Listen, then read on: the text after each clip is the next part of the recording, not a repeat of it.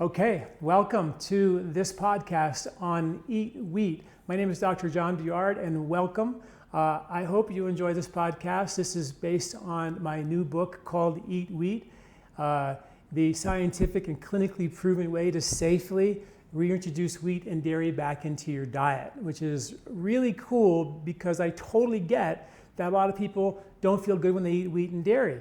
And as we dig into this, we're going to have some interesting discussion about what might be the cause of that problem. And it might not be wheat and dairy after all, but sit tight and we're going to talk a lot about some pretty cool science. So it's going to be a fun conversation. The Eat Wheat book has over 600 scientific references to back up what I'm saying. So it's not, just my idea. There's a lot of science that you haven't heard that I want to share with you, some of which I'll share tonight. The ebook was just released, which is really cool, and until September 21st, it's for 99 cents. You can get the ebook for 99 cents, which is a screaming deal, and read all about this, which is, I think, really my best work ever for sure. My most comprehensive work, definitely still in the genre of taking ancient principles and proving them with modern science, which we do here at LifeSpa, and that's something that we love to do. So that's for free for 99 cents at eatwheatbook.com. You go to eatwheatbook.com and get that. You can also go to lifespa.com right on the homepage. You can click over there. And we're also offering a contest where we have 3 winners for those folks who sign up and buy and open up the ebook. And the contest is something like, open up the book and tell us the first, some question like, what are the first words in chapter 3 or something like that. And if you answer it correctly, and there's a lottery or something like that, we have 3 winners, and each winner gets a consultation with me and also $100 worth of free herbs from our store, which is a pretty cool contest. I have 3 winners, so lots of folks are going to win. And that's at eatwheatbook.com or at lifespa.com to learn about how to get the ebook for 99 cents up until September 21st. The actual hardcover doesn't release until January. So now's a chance to get a free preview. It's not a preview, it's the entire book, which is really cool, but it's an ebook form, and you can't get the hard copy in your hands until January, okay, which is really, really cool. All right, one other thing I want to share with you tonight about upcoming podcasts. We have one coming up on October 4th, which is our next podcast, which is on acne, rashes, and wrinkles.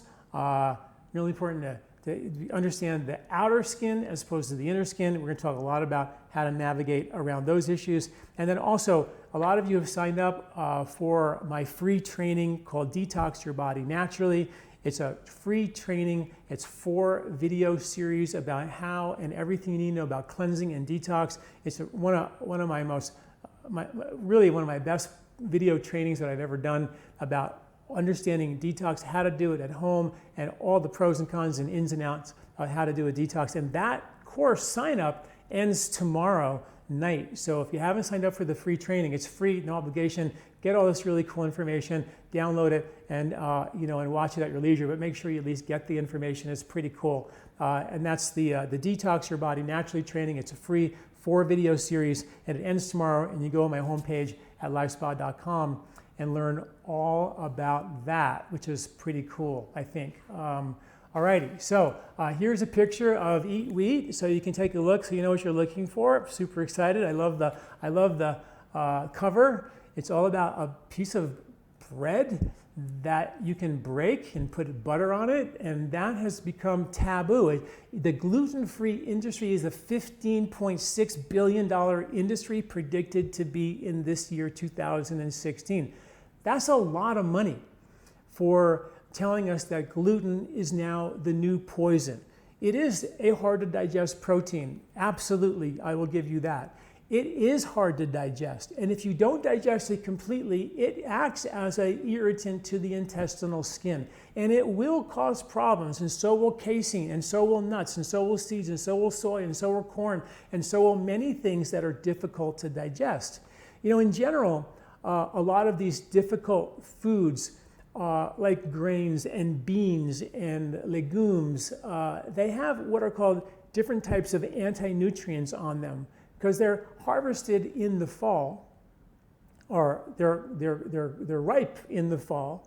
They would fall off the the vine and lie there dormant all winter long, and then they would sprout with the rains and the mud of spring. So all that time, they have to protect themselves from bacteria and enzymes that bacteria make to eat up those grains. So they protect themselves with these kind of sort of anti-nutrients like lectins and phytic acids and other anti-nutrients. And so they are very challenging for us to digest. Ancient people figured this out a long time ago, how to make wheat a little bit more digestible. Simple things like soaking the grain, sort of sprouting it, activates enzymes that break down the lectins and the anti-nutrients, fermenting the grain, like a sourdough bread, for example. Studies have actually shown that when you actually make sourdough bread, which if you do it right, takes about 3 days to bake a loaf of bread. If you do it wrong, which is what you see in the supermarkets, it takes an hour or 2 hours to bake a loaf of bread. And that bread will stay squishy on the shelf for days and weeks and maybe even a month, and it'll still stay squishy. Regular artisan, traditional 3-day to bake bread that's soaked and fermented will actually render the gluten in that bread literally gluten-free. They've given, studies have shown when they give that bread to people with celiac, it actually creates no inflammation in their intestinal tract. So it is literally safe for people with celiac to eat that wheat. Now, I am not suggesting that people with celiac eat wheat or any version of wheat or sourdough versions of bread at all. If you have celiac, we're not talking about eating wheat. What I am talking to you about is people who were once able to digest bread and dairy and other hard to digest foods, and have watched themselves over the years slowly taking foods out of their diet. One out of their diet, the next thing out of their diet, they take wheat out of their diet, they take dairy out of their diet, and they feel better for a while. And then they take meat out of their diet, and they feel better for a while. Then they start eating chicken or fish, become a vegetarian, maybe a vegan, maybe even a raw foodist. And what happens to a lot of folks, and my patients for years and years, I've watched them, the doctor says, you know, you have indigestion, take wheat and dairy out of your diet. That's a really simple solution for a lot of people. But it hasn't really addressed the underlying cause as what's really causing the wheat and dairy, because you take the wheat and dairy out, you feel better for a little while, and then the symptoms come back, you take something else out, now there's not a whole lot of food left for us to eat. And that, I think, is a real problem. Because you gotta remember, our digestive pathways are the same as our detoxification pathways. If you can't digest foods well, you can't detoxify well, right? So if you were once able to digest wheat and dairy and now you can't, what has happened is your ability to break down hard to digest foods has broken down. And you can take them out, and I'm not saying you have to eat wheat and dairy. You never have to eat wheat and dairy again. That's not a requirement for optimal health. But if you once were able and now you can't, something went wrong. And it isn't only the fact that we've processed the heck out of our wheat, and I'm going to talk about that in a minute. It's more than that. Our digestive system, I call it the great digestive breakdown, has become so weak we can't break down hard to digest foods. And in addition to that, our ability to detoxify. You ready for this? The 400 billion pounds of toxic chemicals that are dumped into the American environment every single year, 72 million of them are cancer causing, those, many of which are very difficult for us to break down and digest, most of which are fat soluble, like the mercury that comes from the coal mine plants that dump mercury into the clouds, into the atmosphere, that filter down on every single organic vegetable. And they found that those mercury particles find their way through the digestive system, into the lymph, into the blood, into the fat cells, and even into your brain. And that's a real problem. Air pollution, in a study just published by the British Journal of Medicine, found that there are iron particles called magtites that are found, millions of them, in our brain tissue. They haven't linked them to degenerative neurological conditions yet because they're brand new. But again, we have air pollution. We have stuff coming from the sky like mercury that is a fat-soluble heavy metal, and other fat-soluble environmental pollutants and toxins are digestible. but our ability to digest those hard to digest foods has broken down. The signpost of that, you can't eat wheat and dairy today, and once you were able. Sure, take wheat and dairy out of your diet if you feel lousy eating it, for sure. But don't stop there, is my point. Let's fix the problem. Let's reboot digestion. Let's navigate around the processed foods in our diet, get back to eating clean, clean out those fat cells in our brain, and then if you want to eat wheat and dairy, that's your call. But it is nice to be able to find some really good bread and break that bread with a friend and not have this thing that's been in our diet for not 10,000 years, like some of the experts like to tell you. For 3.4 million years, up to 4 million years ago, ancient humans were found, in the teeth of ancient humans, they found gluten from wheat and barley and what are called C3 grasses, which early humans ate a lot of, average about 40% of their diet of these early humans, way before they learned how to hunt. This is what they ate. When the Ice Age came and the rainforest shrunk and the early humans had to migrate into the grasslands and the grasses were big and there was wheat berries hanging off of them, the study at the University of Utah found that they can gather up enough wheat berries off of the wheat in just 2 hours to feed them for the entire day. Get a few people to do it, gather it up, grind it up, make yourself into a gruel, and that's exactly what happened. So we don't have just 10,000 years of genetics to digest wheat. We have millions of years to digest wheat. And in addition to that, which I think is quite fascinating, studies show that we didn't actually start eating and hunting our own meat until 500,000 years ago. We have science to show that we've been eating wheat, gluten, the poison of our day, for 3.4 to 4 million years ago. So I just don't understand that. How can we say we don't have the genetics to do it?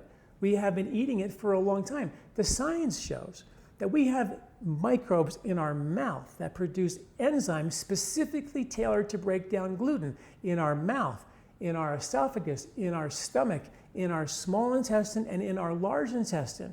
In addition to that, the body makes its own enzymes, one called DDP4, which is an enzyme that specifically breaks down the hard-to-digest proline-rich epitopes, the gliadins, the alpha gliadins, that are very difficult to digest, that we deem as the glutinous poison. We have enzymes to pull it off. We have microbes to pull it off. So we have all the raw material. And when you think about digesting wheat, we have enzymes and microbes for that in the mouth, the esophagus. Every part of the digestive system has something to do with breaking down and digesting and eating wheat. So for me to say, or me to believe that we just don't have the genetics to do it, when you look at the science and we have, I think the body did a pretty good job of trying to figure this thing out.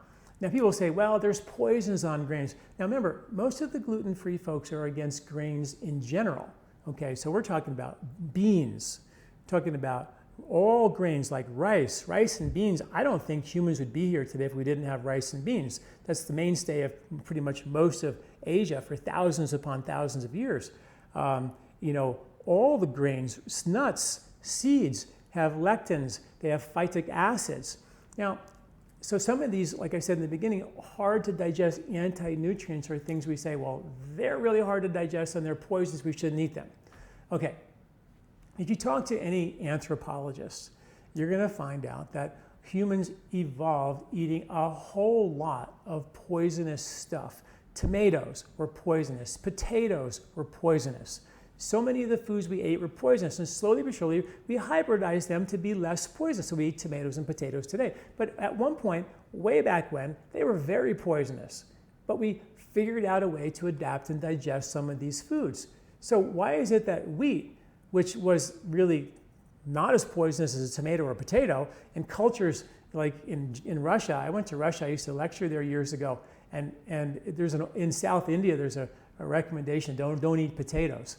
And my teacher was there, and he made the recommendation in front of a group of Russians and said, don't eat potatoes. And I was like, this isn't going to go over big, because that's all they eat. So we have the genetics to digest wheat.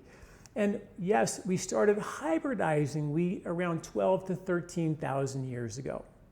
But everything's hybridized. Tomatoes are hybridized. Everything we eat, carrots are hybridized. Apples are massively hybridized. So why is it that just because wheat was hybridized, it becomes problematic? People say, well, let me give you also an example of how quickly the body genetically adapts to a new food. Dairy products, for example, dairy has lactose, a sugar in it, and all mammals can digest the lactose, the milk sugar, with an enzyme called lactase. But after they're weaned, they generally stop producing the lactase because they stop drinking milk. And that's the argument that we shouldn't drink milk. Well, Northern Europeans who took the cows into the Alps and probably wouldn't have survived those winters without cows for making cheese and fermenting the dairy and making it last through the winter and all that, they developed something called lactase persistence, which is the ability to make the lactase enzyme into adulthood. And a very large percentage of Northern Europeans still have that ability to pull off the digestion of dairy after they're weaned. It's called lactase persistence, one of the only hard, fast, true ways that we know that the body genetically adapted to a food. And that was in way less than 10,000 years. We've been hybridizing wheat for fact over around 12,000 years, eating it for 3.4 million years, eating meat for only 500,000 years. So when you think about it logically, we have way more genetics for digesting wheat than we do meat by millions of years. So what is it that happened? Well, a lot of people say, well, it's the gluten. They changed the gluten in the wheat. It's in the last 100 years, and that's why we have all the celiac diseases rising and all these problems. Well, that's actually not really the facts. The fact is that they did a study with ancient wheat versus modern wheat, the Kamut wheat, which is an ancient version of wheat, with modern wheat, and they found that the ancient wheat had 2 times as much of the alpha-galactans, the really bad, hard to digest glutens in it, than the modern wheat did. So we're talking about the ancient wheat had 2 times as much gluten as the modern wheat did. And the ancient wheat reduced inflammation by 2 times compared to the modern wheat. And the ancient wheat lowered blood sugar, lowered cholesterol significantly in comparison to the modern wheat. Okay? So when people say ancient wheat is better, well, maybe it's better, but it had twice as much gluten. It had all these benefits, so it isn't, how could it be the gluten? And I do think ancient wheats are better because whenever you can get things that are more pure and natural, the better. But the point being is this wheat that had all the benefits had twice as much of the hard to digest gluten. So can it be the gluten? In the year 1900 compared to the year 2008, the average American ate 86 pounds more wheat flour in the year 1900 than they did in the year 2008. Okay, well, that's sort of crazy, right? How could all of a sudden we have 86 pounds per year more wheat flour in our diet in 1900 than we do today? Yet we're blaming everything on gluten when we eat 86 pounds less. Can that really make sense, or can that really add up? So there's a lot of factors here that I think are really important for us to look at that take us beyond understanding that gluten is the new poison. Yes, it's a hard to digest protein, and so is casein and dairy, and so are lots and lots of foods. One of the other arguments that they make about wheat is that it has endorphins, exorphins, that make us addicted to eat wheat. So we have to eat it again and again. The book Wheat Belly uses this as a pretty strong example. They say that everybody gets addicted to wheat. Well, and they say, and one of the science studies that they show is that when they gave people who were wheat eaters an opioid blocker, because these endorphins are opioids and they're addictive, right? Opioids are addictive. And they gave them an opioid blocker. And people reduced their intake of wheat significantly when they blocked the opioids. Well, guess what else has opioids in it? Mother's milk has opioids. Spinach has opioids. Meat has opioids. Lots of foods have opioids. Could it be that mother's milk has opioids in it because they want us to come back for more, because it's part of our survival. And certain foods that have a sweet taste and opioids in them are something that our brain recognized as safe and good, because in ancient times, early humans, we have one taste receptor for sweet and hundreds for bitter, because bitter can either be good or it can kill you. So we have all this, this discernment for bitter, but one for sweet. If it tasted sweet, it was good for you, good to go. And if it made you happy, had a little endorphin in it, it was also good for you. So anytime you took something sweet from then on, it was good. You knew it was going to kill you. So that was sort of our model for millions of years. And no doubt we've overshot the sugar runway, and we're going to get to that for sure. But don't forget that those endorphins kept us coming back for more. So if mother's milk has endorphins and wheat has endorphins, and we've been eating wheat since 3.4 to 4 million years ago, and that was the grasslands when we first basically evolved out of the rainforest, when we were eating bananas and leaves from trees, and we evolved into the grasslands, the savannas, which the continent of Africa was covered by, and we could sit in the grass and pick on wheat berries or grind them up. Seemed like a pretty easy job for me, and that's one of the things. And also an enzyme called amylase, around that period of time, surged in human genetics, that the genetics for making this amylase grain to digest sugar and wheat surged at that point in time, suggesting again that we did increase our diet of more tubers, which are starches, and also wheat. So there's really interesting science about how this whole thing unraveled, okay? So they gave people who were meat eaters an opioid blocker, just like they gave people who were wheat eaters an opioid blocker, and they stopped eating wheat, so therefore wheat is addictive, right? Well, they gave meat eaters an opioid blocker, and it reduced their consumption of meat by up to 40%, right? They gave people who ate regular food opioid blockers, and they also reduced their intake of everything significantly. So can we just say that you give an opioid blocker to people who eat wheat, they stop eating wheat, so therefore the opioids in wheat are bad for us? No. Now, is it the sugar? Well, could be. No doubt that wheat has a high glycemic index. No doubt that a lot of the gluten-free products have even a higher glycemic index. And what David Perlmutter did in the Grain Brain book was, and I think the book is brilliant, and I think it's a great book, but I think you have to tighten it up a little bit. A lot of scientists are very suspicious or critical of the science that he used, because what he did was he said that we know that sugar in the diet can cause a predisposition to Alzheimer's and brain sort of grain issues due to excess sugar in the diet. There's no disputing that. I've written a ton about that. I've got a free ebook for people to learn how to get the sugar out of their diet and bring that back into balance, all about that. But to make the case that just because wheat has a high glycemic index, it therefore acts exactly like sugar, and the studies show that sugar causes Alzheimer's and brain, neurological concerns and cognitive decline as we age, it doesn't show that wheat causes that. So we made a little bit of a jump. Just because wheat had a high glycemic index, it therefore acts like sugar and has the problems that sugar has. And the problem is, it's not true. Because I cite in my book, we have 600 scientific references, and there's literally volumes of science to show that wheat actually lowers the risk of Alzheimer's, increases cognitive function, increases memory, lowers diabetes risk in many studies. So how can we have, and I wrote in chapter 2 of the book, I kind of cite, here's all the science that says wheat is bad for diabetes, it's bad for weight, it's bad for constipation, it's bad for heart disease, it's bad for Alzheimer's, it's bad for cognitive function, bad for depression. And I cite all the science that says wheat is exactly good for all of those conditions. So I'm going, and I'm reading all this, and I'm sort of writing about these in my blogs as I write, and I'm going, no one's hearing this other side of the science. All we're doing is hearing that wheat is bad.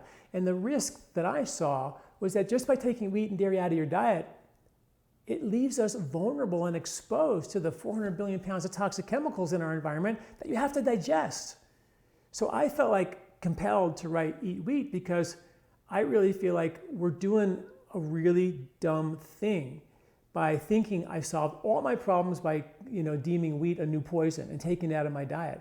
And by not rebooting digestive strength, that sets us up for the inability to break down hard to digest other proteins like nuts and seeds and other things we need to nutrify ourselves, but also to detoxify the chemicals in our environment, which I think will take us out if those accumulate in our fat and our brain tissues, which they are. So it's so critically important, which is why I'm such a big fan of like our Colorado Cleanse, where we reboot digestion and detox. I never just detox. It's always a reboot digestion and a detox. You go in there and pull all the yuck out of your fat cells in your brain, and the liver goes, hey, who did this? I put all that stuff in the fat, stuffed it in the attic, in the basement, because I was too busy. I don't know how to digest this stuff any longer.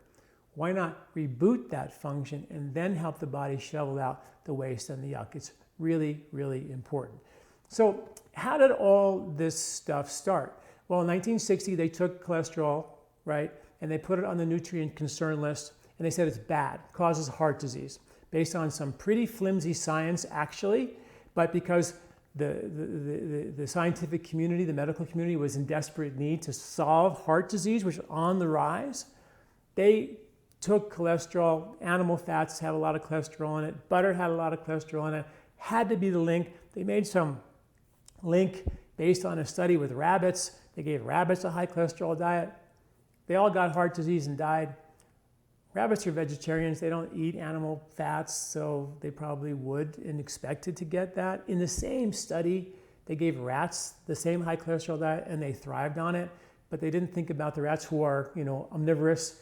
They gave the vegetarian rats this cholesterol and they didn't do well. And that was one of the studies that they used as a premise for convincing the world that cholesterol was bad. And then in the last 20, 30 years, any study that came out that said X, Y, or Z increased cholesterol was automatically deemed to cause heart disease. So we did the same thing with gluten, right? We said anything that raises blood sugar, like gluten has a high glycemic index, so therefore it must act exactly like sugar and cause Alzheimer's. We did the exact same thing with cholesterol. We said anything that raises cholesterol must cause heart disease. Well, guess what? We found out now this year, 2016, in January, the FDA took cholesterol and took it off the nutrient concern list, and butter is back, the cover of Time magazine, because we made a big mistake. Are we making a similar mistake today by taking something like wheat and dairy and all grains and beans out of our diet because they've got lectins and some phytates and different hard to digest foods that we've adapted to digest for millions of years if the digestive system was working well, right? And that's really the big question. How do we get the digestive system to work well? Well, let's talk about that, how we do that. But let's talk about wheat a little bit more first. Wheat, as you all know, like most grains, are harvested in the fall, and they are available for us in the winter. Fruits are generally harvested in the late summer or fall to be eaten in the late fall before they go bad. The paleo folks make a big stink about the fact that fruits are bad for you, which is really sort of hard to get our head around when we take an apple and it fits in our hand and how we're not supposed to eat that. But it has fructose in it, and fructose will store more quickly as fat in the body, and that can cause problems, right? Help the body gain weight. And we're all about nobody wants to gain weight here, right? So that's one of their statements. Well, wheat is also a grain that's harvested at the end of the summer.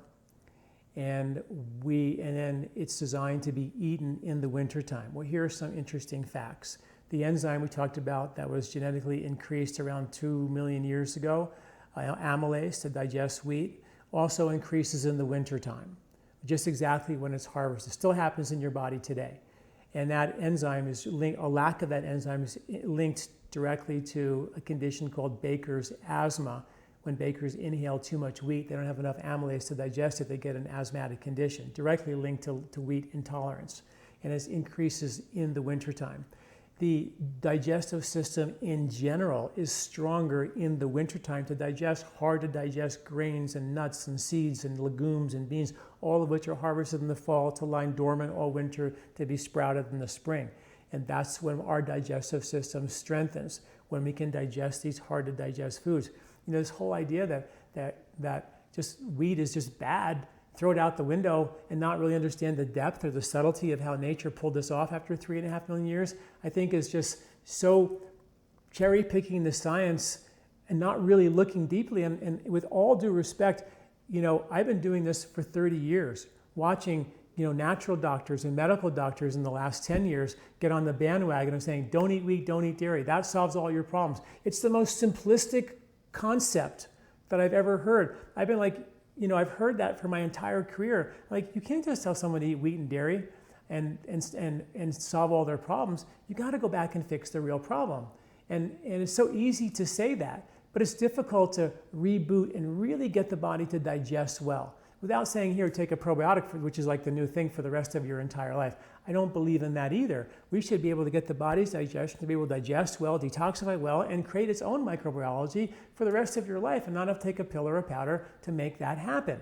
But we're just like in the, give me the quick fix. And if it isn't an antibiotic, give me a digestive enzyme that does the digesting for you. Give me an HCl pill to help strengthen my digestive fire for me.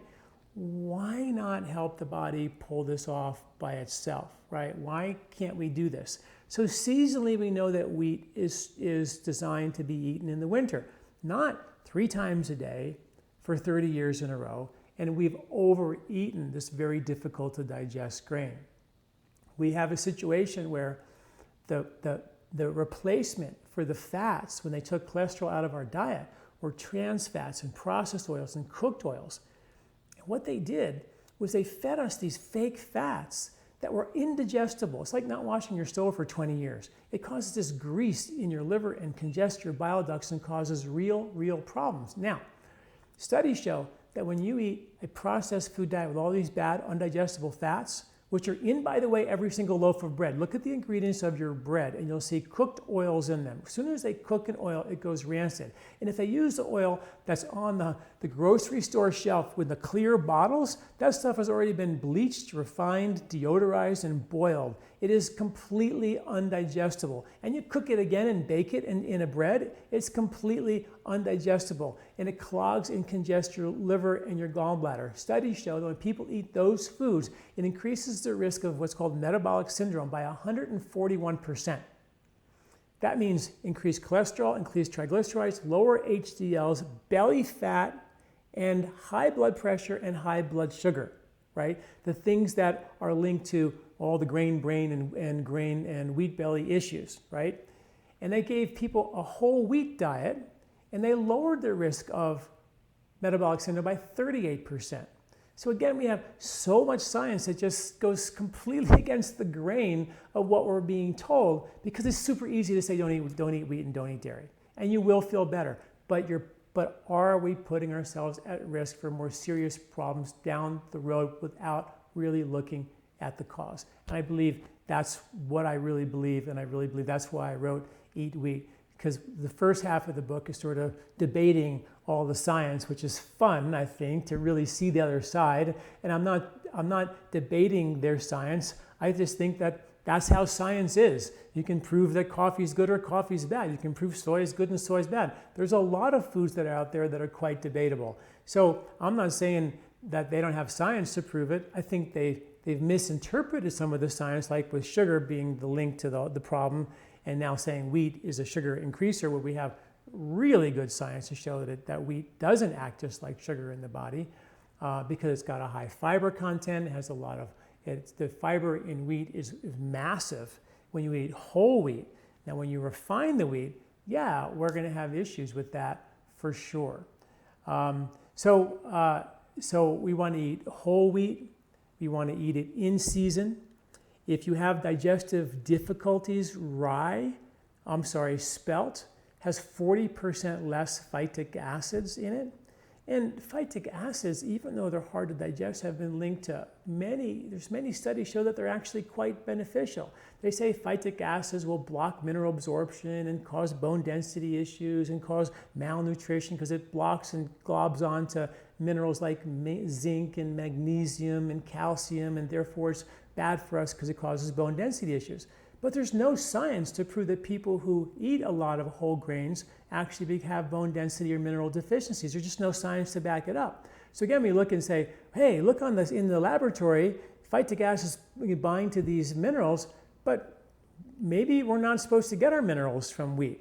Maybe we're supposed to get our minerals from vegetables. And there's something else that the body takes that the phytic acids, blocks them so it can go into your large intestine. And this is what really cool science, when I dug into this, is that it's clear that the wheat isn't supposed to be broken down in every single aspect of the small intestine and be delivered as food. It's really clear that some of that's supposed to go down undigested into the large intestine to increase the production of short-chain fatty acids that, like butyric acid, which is linked to driving the entire immune system, linked to healing and repairing the cells of your intestinal tract, feeding the microbiology. The list of what butyric acid does, which is, by the way, the #1 fatty acid in ghee, clarified butter that we use in our cleanses, is phenomenal. So to say that just because it doesn't get digested, it's going to rip your intestinal skin to shreds, well, it might do that if your intestinal skin is worked, inflamed, and irritated in the first place. But the only way that's going to happen is if the upper digestive coordination between your stomach, the salivary enzymes, the pancreas, the duodenal enzymes, and the liver bile flow has been altered in some way. And when you throw a bunch of 60 years of undigested fats into the mix and clog the liver, and the liver can't make the bile that it needs, you're not going to poop good, because bile makes you poop, so you're not going to go to the bathroom. It's going to alter your bowel movements, which is very, very common.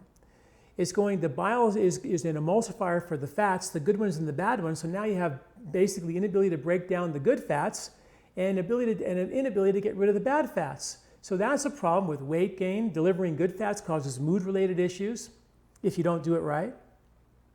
You following me here? So if the liver and the bile gets congested because of the years of bad fats, it affects your ability to process the good fats for your brain, for your heart, for your skin. It makes you age prematurely. It regulates your bowel movements, so it makes those altered. It gobbles up like a Pac-Man all the yuck inside your intestinal tract, including the bad fats and the toxins. And most importantly, it buffers the acid in your stomach. So if you eat a whole bunch of wheat, or meat for that matter, or soy, or nuts, which require a very strong acid, and the stomach says, I need a bunch of bile to buffer that acid, and the bile goes, man, we're like congested down here. I can't pull that. I mean, I don't even know where we're going to get that kind of bile. And the stomach says, ooh, well, gosh, they're having a hard time there. I'm just going to hold on to everything, and everything that stays in your stomach and lingers in your stomach and causes indigestion and heartburn. And eventually it lets it go undigested into the small intestine. And here is the real kicker. That hopefully you stay tuned for all this to hear this, because it's the most important part. And this is the revolutionary part of Eat Wheat, by the way, is that when you don't digest well upstream, the stomach and the coordination of the gallbladder and pancreatic enzymes, proteins like gluten and casein will go undigested into the small intestine, where they become too large to enter into the bloodstream and feed and nutrify the body. And they get absorbed into the collecting ducts of the lymphatic system. And the lymphatic system, as you know, Ayurvedically, is the #1 system that we treat.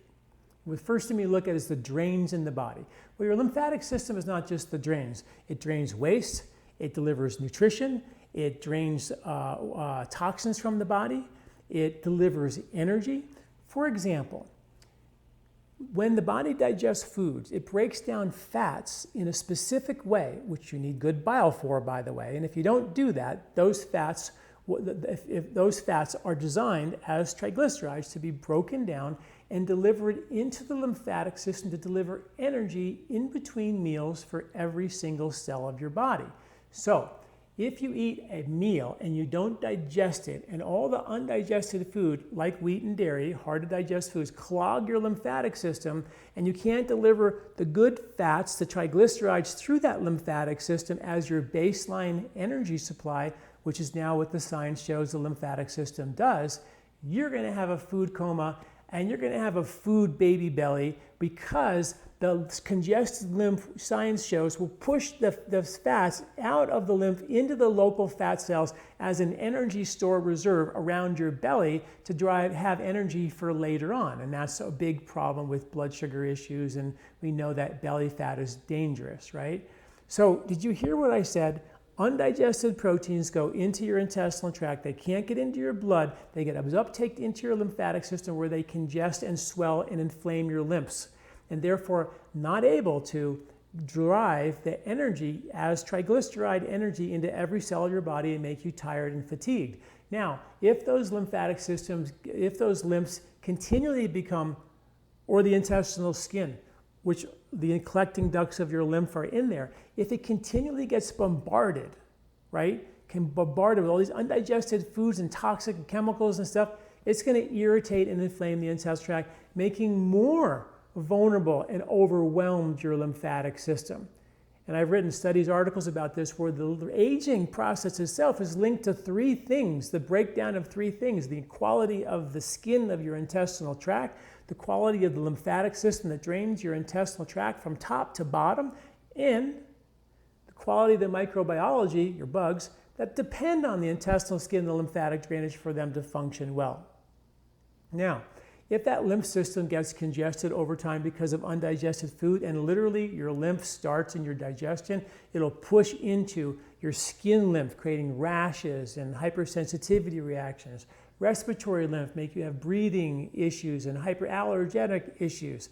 And then the brain lymphs that I've written a ton about, that were discovered a year ago in the University of Virginia. And they found these brain lymphs in the sagittal and transverse sinuses like a mohawk haircut, exactly where Ayurveda predicted them to be thousands of years ago, like a mohawk haircut. And Ayurveda said these brain lymphs drain toxins out of your brain, and they're linked to mood-related concerns and cognitive issues. And now we find out, science, thousands of years later, just a year old, that our brain, through these lymphatic vessels, drains 3 pounds of toxic plaque and chemicals out of our brain every single year. And if your lymphatic system is congested around your belly, you got extra weight around your belly because you have poor digestion, and you blame it on wheat and dairy, and there's other foods that will clog that lymph as well, and you stop eating wheat and dairy, but you don't fix the digestion and the lymph, and that lymph congests around your belly, now you have this metabolic issue around your belly because it's sort of an insulin surging kind of issue. And those lymphs congest your joint lymphs and your skin lymph and your respiratory lymph and now your brain lymph. And that is directly linked to, now, the science shows, it's linked to cognitive decline, inflammation, infection, mood-related concerns, and the big one of all, autoimmune conditions, the enigma of our time. No one understands why they're happening. And Ayurveda said, these are the immune system turning on itself because the drains were clogged. And the body, as a result of a drain clogging issue, overzealously attacked what it thought was the problem. It's like fire trucks who can't get to the fire, because there's traffic. More fire trucks will come. You have bucket brigades. You have an overzealous reaction to the fire, probably because we came late to the event. This is all written in Eat Wheat. It's a fascinating read to understand exactly what really happens in the body, backed by thousands of years of clinical experience, my 30 years of experience in Ayurveda and writing about modern science, putting this information together. And studies show that when you look, and I go into the journals, and there's volumes of science about the lymphatic system in the research journals. And experts say, from research journal to clinical practice in a medical doctor's office, 20 to 25 years. I don't want to wait 25 years to put this in practice, particularly since we know it's been used clinically for thousands of years. I've been using it for 30. And when you put the science together with that, it's like, what am I doing? Sure, if you don't feel good eating wheat and dairy, don't eat it. I'm not asking you to do that at all, for sure not. But I'm saying, let's fix the digestion. And at the end of the day, if your digestion is so good, you can break bread with a friend again. Good bread that's hard as rock in a day, that doesn't have any cooked oils in it or any preservatives, that's been fermented, it took 3 days to bake, and you can eat that. Then why not, right? Eat it in season, don't overdo it. Understand how this bread was supposed to be eaten. And then it gives you a way stronger digestive system that gives you the ability to detoxify this crazy environment. And yeah, be able to tolerate some bad food if we cheat and eat some pastry or something when we're on vacation, or, you know what I mean? It gives us rope again, as opposed to going down this dietary road where we just keep eating less and less and less and less and less foods. It's just a fascinating discovery. And then the second half of the book, which I didn't get a chance to get into, which I promise you I will, and as we continue to take this journey with Eat Wheat, I promise a course on how to step-by-step reboot your digestion that will be a compendium course to the Eat Wheat book as a guide. And that is coming for sure to help people do this, because I'm so passionate about this. You know, one quick story. I know I've told that story before about how deer eat, you know, bark in the winter, and they have microbes to digest the bark in the winter, and they have microbes to digest leaves in the summer. And if they were to eat bark in the summertime, they won't have the right microbes. It could cause a level of indigestion. It could literally kill the deer, right? When I read that, I was shocked. I was like, wait a minute, you're telling me deer die when they eat out of season? And humans, like, we don't even like know what's in season. We just eat it with, I mean, the grocery store. I mean, some of us do farmers market, which is great, but a lot of the stuff we eat is not in season. And deer die when they eat just a little bit out of season. The microbes in the soil from spring to summer to winter dramatically change. Those microbes attach to certain foods like wheat or corn. Not that I'm a big corn, because it's got to be organic and of course non-GMO. But these microbes change and they attach to the foods, and those foods become the source of our brand new microbiome to decongest us in the spring and get rid of heat in the summer and boost immunity in the winter. This is the new science, and we've completely disconnected ourselves from that. So yeah, we eat 3 times a day for 365 days of the year, overeat it. That's wrong. That's wrong for a lot of foods that we eat, but not just take wheat and dairy and call them bad foods. Let's fix the problem. So, of course, as you all know, I have a book called The 3-Season Diet, all about eating with the seasons, but not enough people read that book. So I put together a monthly grocery list, superfood list, recipe list of all the foods for every single month of the year. It's called the 3-Season Diet Challenge. It's a free monthly eating guide. All you gotta do is go to my website and sign up for it. On the homepage, it's called the 3-Season Diet Challenge, and you get every month in your inbox all the foods for January and February, March, or August and September and November, every month for free, to get us motivated to go, oh, these are in season, I like this and I like that. So you get a few foods every month to kind of key on and to focus in on, and some recipes you can play with and get us reconnected to the science of nature.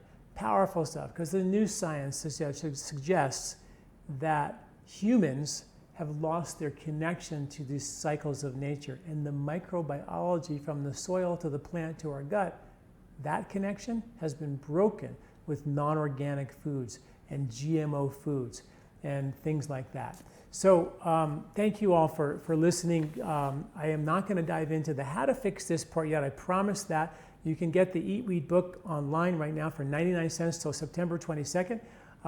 First, for 99 cents, and you can enter in our free contest and do a consult, and $100 worth of free herbs and stuff. So that's kind of pretty cool as well. And read that, and then I promise you, I'll put together a course for, as a compendium to the book to make sure we all figure this out.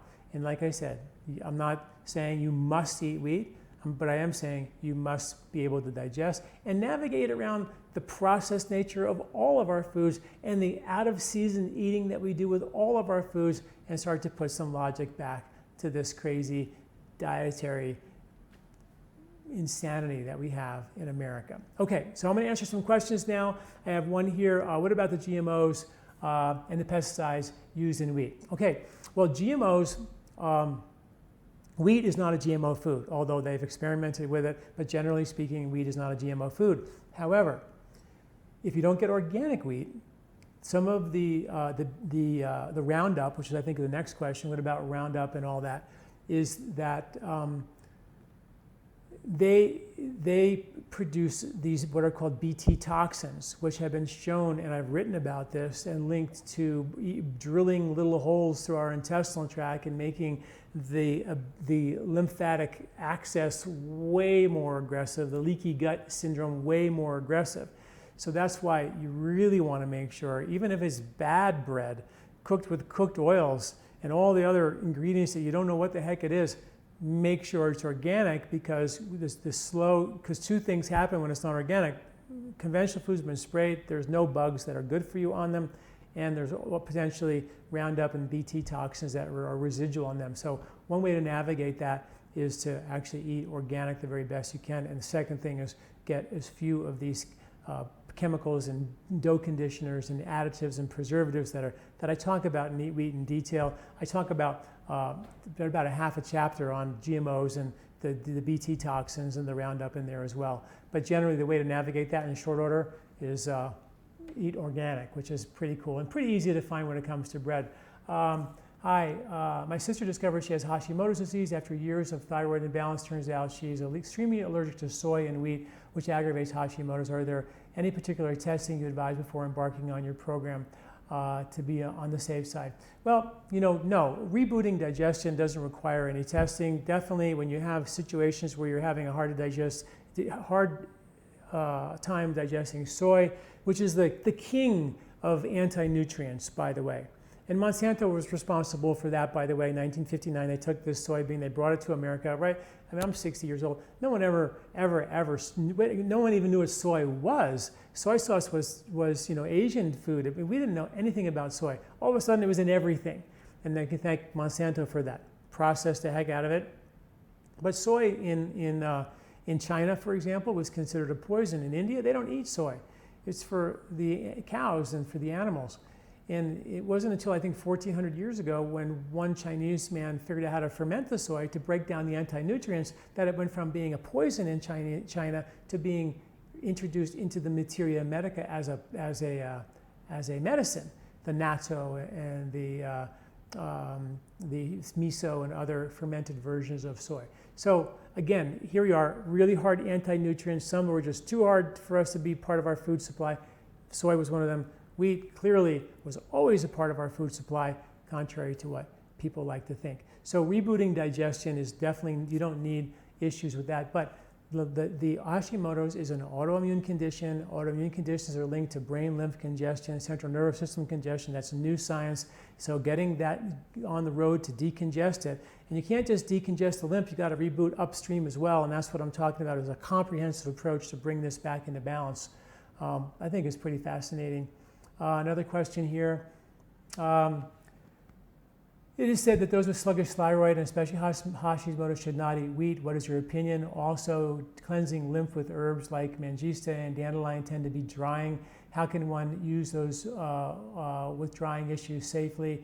And it is safe to use while nursing. Lots of great questions. Again, wheat, if you don't digest any food well, a hard to digest protein food like a grain or a bean or a legume, they're going to congest your lymph and predispose you to these lymph-related issues. And for years and years and years, I remember saying to myself, I've never seen a thyroid condition that didn't have lymph congestion along with it. A goiter is sort of the cervical lymph just can't drain. Everything's just swollen. It's sort of the classic example of that. Cleansing herbs with lymph, one of the things we like to do with lymphatic cleanses is cleansing those the best we can in season. So you get a lot of dry herbs in the spring and the fall. That's when the body naturally goes through these things. And then you lubricate and nourish in the wintertime. But that being said, if you're super congested, you got to detoxify anyway. And most people who are super congested overshot the gluey, congestive, mucousy, sticky runway by overeating wheat and dairy and a lot of heavy, rich foods. So generally, it's not the drying issue that causes people problems, it's the too much stickiness.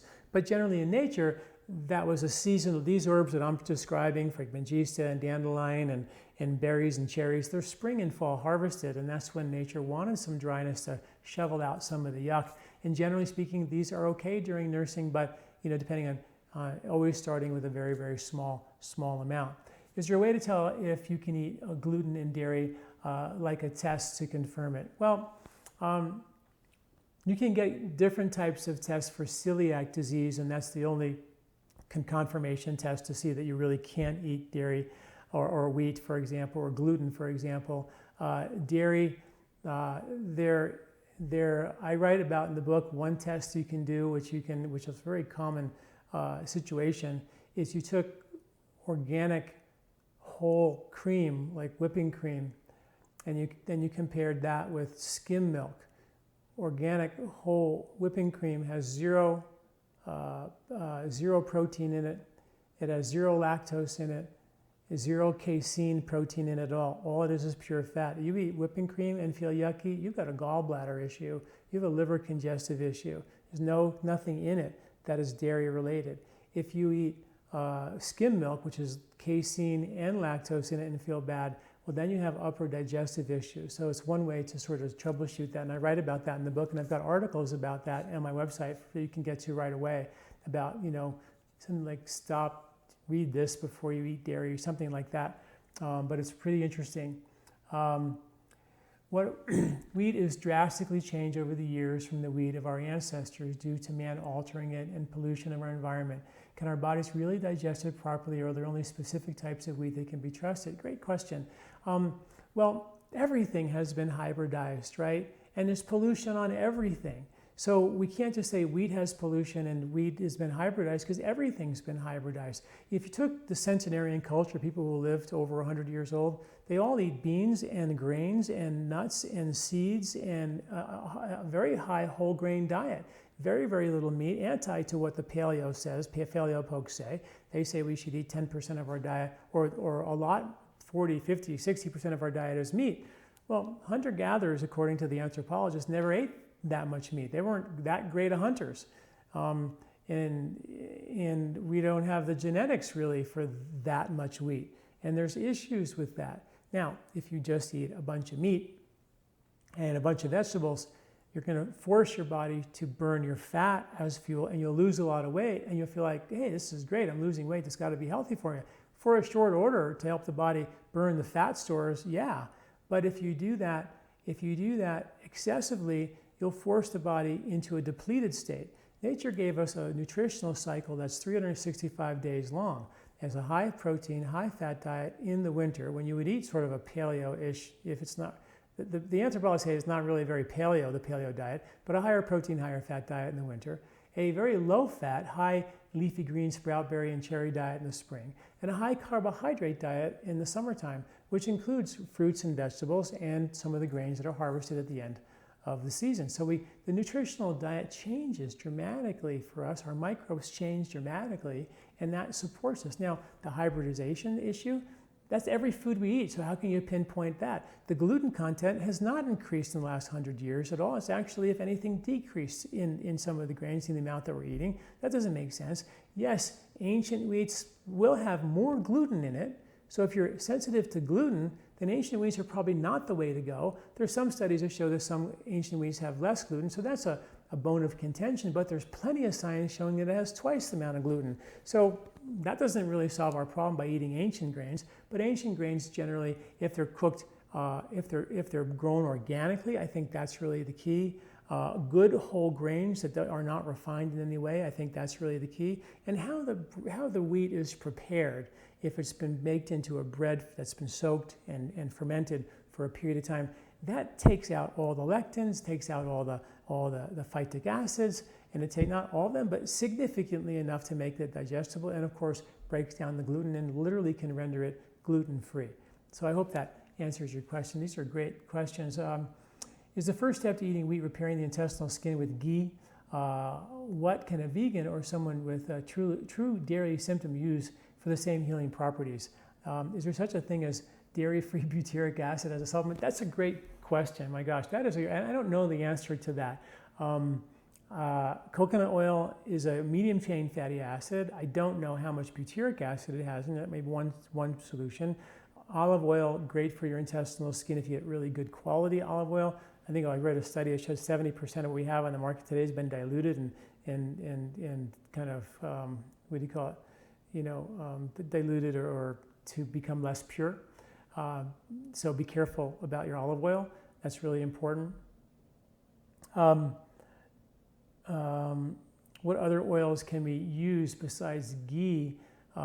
Flaxseed oil is great, really good quality flaxseed oil. The 369 from Udo's Oil, really pure oil. He's probably the best manufacturer of really pure oils that you can get if you're looking for medicinal grade oils. That's a good way to go as well. Okay, good. Thank you for that. Let me refresh some of these questions. Will jumping on a trampoline help my lymphatic system? Yes, for sure. I have trouble digesting protein and carbs altogether. Will this plan correct that? When you have protein and carbs, it's what happens when you break down your intestinal tract. You can't break down the proteins. They become irritants to the intestinal skin. They rip it to shreds, cause inflammation in the gut and the lymph on the outside of the gut. And then the microbiology becomes altered, and you lose the ability for you to process sugars and carbs as well. And they go blasting into your through the intestinal wall into the bloodstream in an overzealous way. So these problems aren't rocket science, they're logic. The body is incredibly logical. So when it's doing something illogical, like raising blood sugar or giving you indigestion or extra weight around your belly, again, let's try to understand it. So yeah, and not to say that this plan is instant cure. It took us many, many years to kind of figure this out. I really believe that, as we get older, I hope people start to take responsibility for their own health and make it a lifelong venture. So we really start thinking that being healthy is fun and it's enjoyable, and doing things for health make you feel better. And I wish I could say, here's the pill and take it, and in 2 months you're digesting better, you'll be eating baguettes again. Well, no, that's probably not going to happen. I think I have many, many patients who can now eat wheat. We have about 30 different testimonials in the very front of the book. You can read that, those testimonials, and see those people. So people, yes, they are being able to eat wheat again. But it's a journey. I feel I'm 60. I've been doing this for my whole life, and I still feel like I'm making a better digestive system, a more efficient digestive system, because that means I can detoxify well.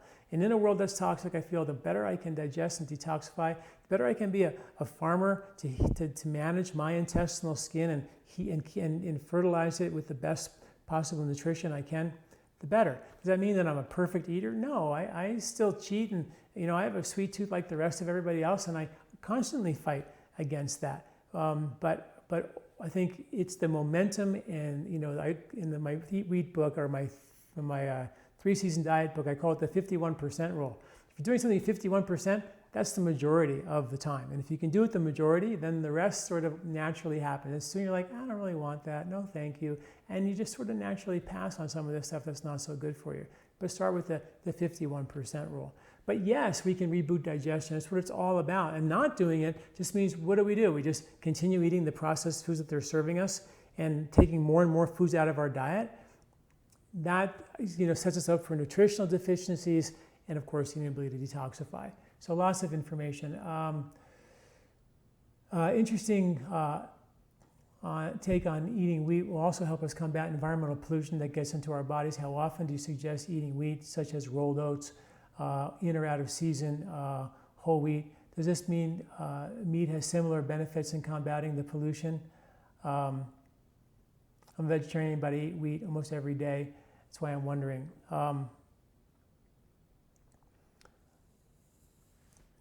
We evolved eating meat. I mean, there's no doubt about that. There's definitely doubts about how much wheat played a role, how much increasing starches, amylase increased starches, the genetic change there, how much that changed our ability to digest digest wheat or other tubers and starchy foods. But meat definitely played a role. As we became better hunters and gatherers, we ate more and more meat. Again, centenarian cultures only eat about 10% of their diet as animal protein or meat, so they don't eat a lot and they live the longest. So there's some takeaway there that I think is valuable. I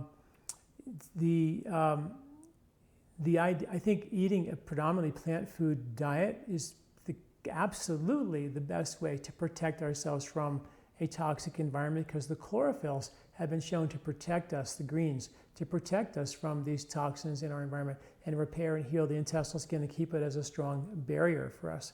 I do think that that not only that his question was, how often do you suggest eating wheat? Well, it really depends on your individual digestion. I think making an emphasis to eating more of it in season, we're not quite in that season yet, sort of after allergy season in the fall, because what happens in the summertime is the digestion is the weakest. Remember we talked about in the winter it's the strongest? Well, in the summer it's the weakest. And then after it becomes weak, it then starts to amp up for the winter and the fall. But that's after like the first frost. So we're not really in wheat season yet or bread eating season yet. It'd be a good idea not to be eating a lot of those foods yet. And then as winter comes in, you want the heartier foods. You increase the content, the intake of those. Digestion is amping up for you able to pull that off. So it depends on how much you do. And taking herbs, like we have a whole lot of herbs to support the ability to pull that off, like on my Gentle Digest formula, which has ginger, cumin, coriander, fennel, and cardamom. All 5 spices amp up the production of stomach acid, increase bile flow, duodenal enzymes, pancreatic enzymes, and support lymphatic drainage. That's like the whole deal. In 5 spices, which were traditionally used for thousands of years, and now we have science, when you put them all together, all this magic happens. I'm not saying that it's not a digestive enzyme that digests it for you. It increases the production of your digestive enzymes. It increases the production of your stomach acid. So that's one thing that everybody can start with. Spicing with ginger, cumin, coriander, fennel, cardamom, and ginger. Those are Gentle Digest formula has that. I've written articles about that. Read the science. Pretty powerful. If you go to my website and just type in, rebooting digestion, I've written a ton about all this stuff as well. So that's really informative. So how much you eat depends on who you are and where your digestive system's at. Can you speak about histamine response for wheat and dairy, pressure behind the ears, brain fog, postnasal drip? Those are all lymphatic congestion. Cervical lymph, when it drains, you get ear congestion, brain fog. When I talk about the grain-brain syndrome, it's a brain drain syndrome.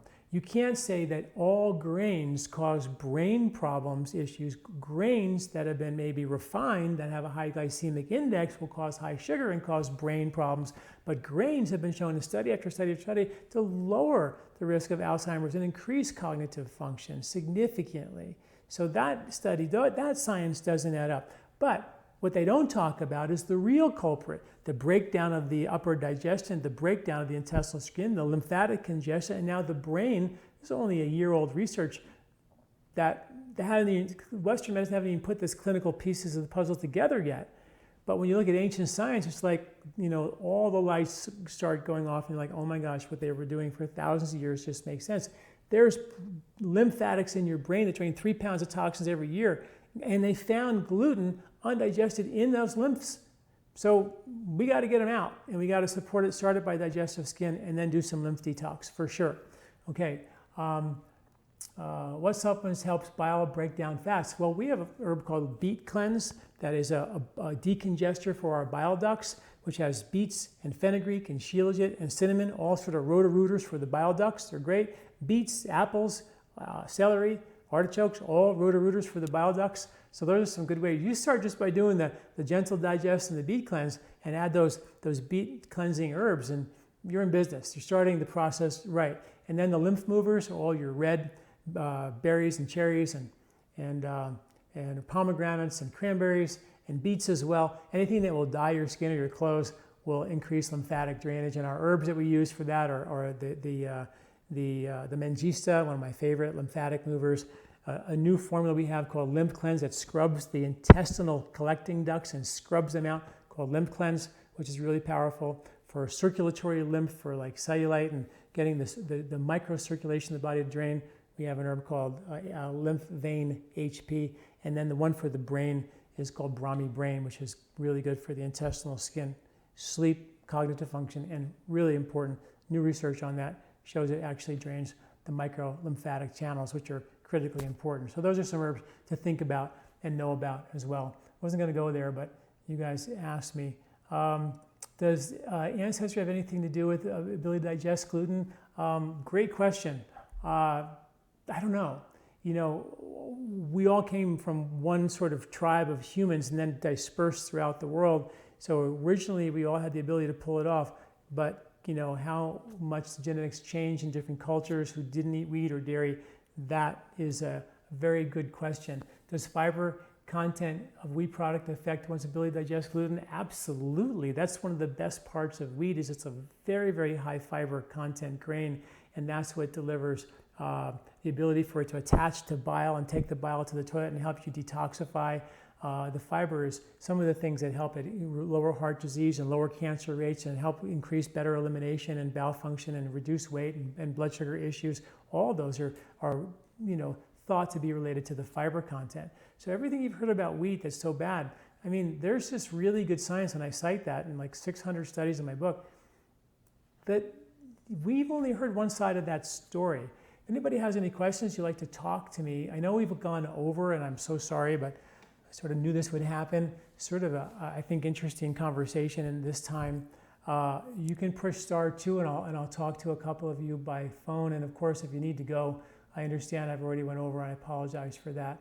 But if you are leaving, just remember the ebook is available for 99 cents till September 21st. There's a super cool contest for that, and the hard book comes out in January. So stay tuned for that. And you can go either to my website at lifespa.com or eatwheatbook.com. So check that out. So I'll answer a couple of questions. If anybody has any questions, just push *2 if you have any questions.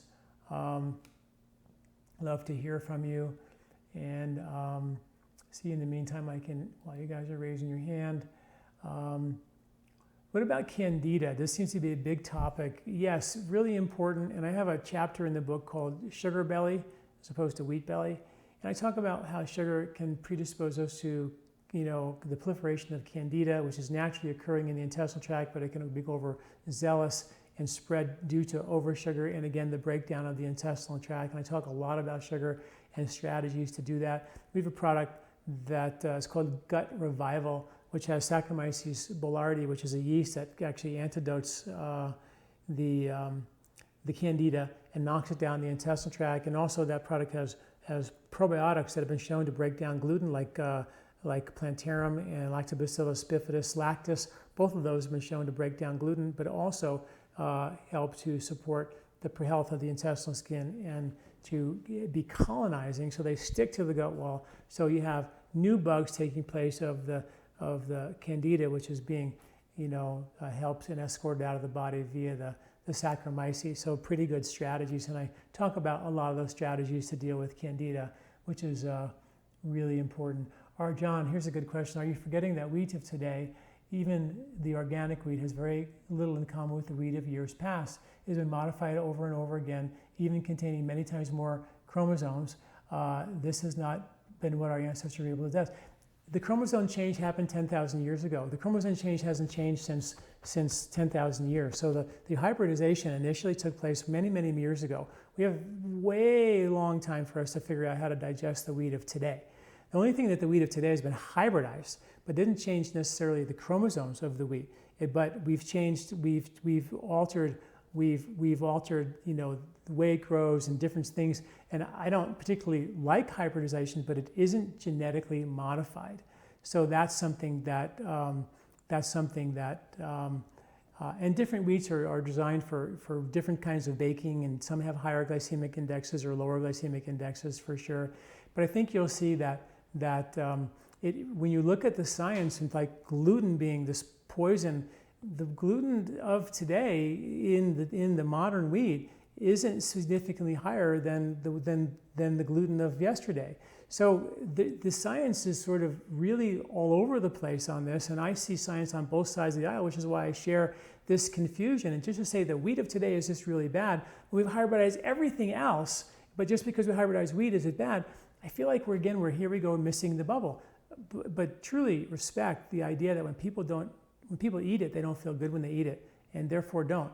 But don't stop there. Reboot digestion and get that back on track.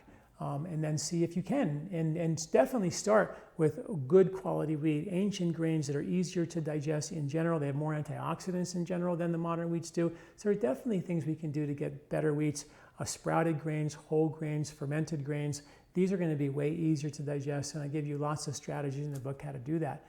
But just because it was hybridized like every other food we eat on the planet out the window after in many cases, way more years of genetics than most foods we're eating today. It doesn't add up. It doesn't make a bad food. The processed nature of all of our foods is bad, and that needs to change. And so any bread that's been processed, I would highly suggest not to eat. But even with really good digestion, most people can handle a little bit of processed foods because, unfortunately, for now, that's the world we live in. Hopefully, the science will help the food manufacturers change that so we'll have really good, healthy food back in our diet. Many of us are eating really pure, but for the masses, you talk about the masses of people out there who don't know any of this. I sure hope the food industry will change that. Is it better to eat sourdough bread as opposed to yeast-risen breads? Well, the kinds of yeast are kind of, the yeast-risen breads now, they rise in like an hour or 2 hours. They're really quick yeast where sourdough breads would take 24 hours for them to rise and really do their job and eat up all the gluten. So really good quality sourdough breads that have been cooked for at least 24 hours. Really good ones are 3 days. It's really awesome to eat that kind of bread. In season, not overeating it. Middle of the day is always the best time when the body can digest. It's hard to digest foods, and then you're good to go. All right, guys. Well, thank you all for listening again. Our next e-course, so not to forget, is going to be, our next podcast is October 4th. It's acne, rashes, and wrinkles. It should be a fun discussion about that. And then don't forget eatwheatbook.com, where you can get the Eat Wheat ebook for just 99 cents till September 21st. Enter our contest for a free consultation and $100 worth of free herbs to do that. And that's all available online, either at eatwheatbook.com or LifeSpa.com up until September 21st for 99 cents. Thank you all for listening, and thanks for all your really great questions. And I hope you understand that I am deeply respectful of folks who are gluten-free and are not able to do it. And if I can help you in any way, reboot digestion, then you have the option to eat wheat or dairy or not. That is not the issue of today's discussion. Thank you very much. I'm Dr. John Douillard.